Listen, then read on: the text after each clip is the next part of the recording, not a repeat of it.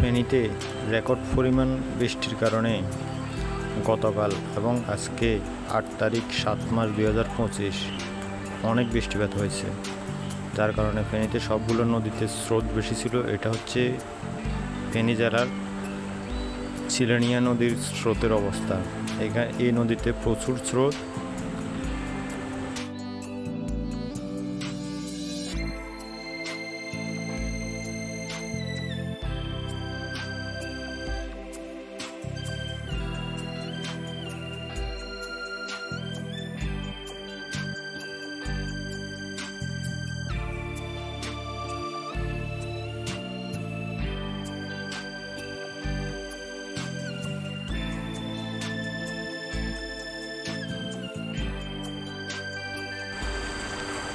গতবারের ২০২৪ সালের আগস্ট মাসের বন্যায় ফেনী জেলার মানুষ অনেক ক্ষতিগ্রস্ত হয়েছে।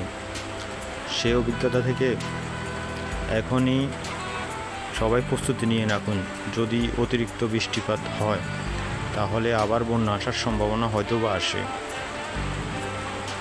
তাই সবাই সঙ্গে শুকনো খাবার ও সাধারণ কিছু ওষুধপত্র নিয়ে রাখেন।